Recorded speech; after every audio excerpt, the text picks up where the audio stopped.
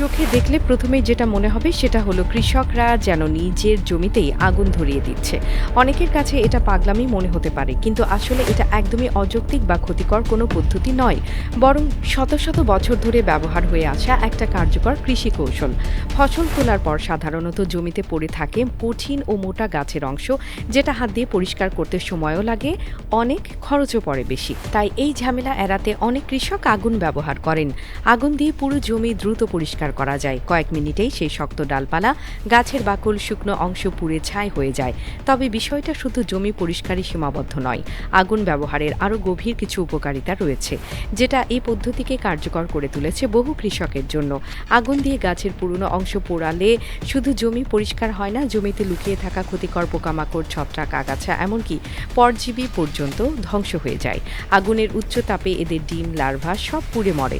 এতে জমি ভবিষ্যতের জন্য আরও স্বাস্থ্যকর ও প্রস্তুত হয়। শুধু তাই নয়, পোড়া গাছের ছায়ে থাকে পটাশিয়াম সহ বেশ কিছু দরকারি খনিজ পদার্থ, যা জমির উর্বরতা বাড়াতে সাহায্য করে। সোজা কথায়, আগুন ব্যবহারে একদিকে জমি পরিষ্কার হয় আর অন্যদিকে তা প্রাকৃতিক সার হিসেবে ভূমিকা রাখে।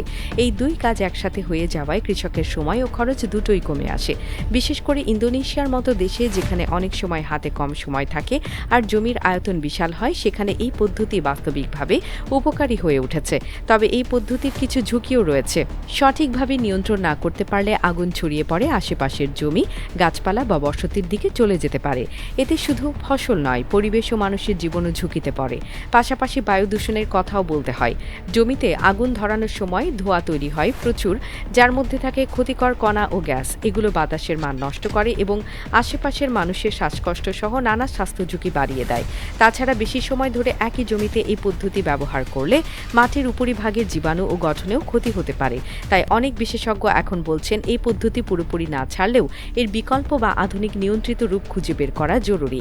যেমন যন্ত্রের মাধ্যমে গাছের অবশিষ্ট অংশ কাটাকাটি করে মাটির সঙ্গে মিশিয়ে দেয়া, কিংবা জমি ঘিরে আগুন নিয়ন্ত্রণে রাখার পদ্ধতি ব্যবহার করা যেতে পারে।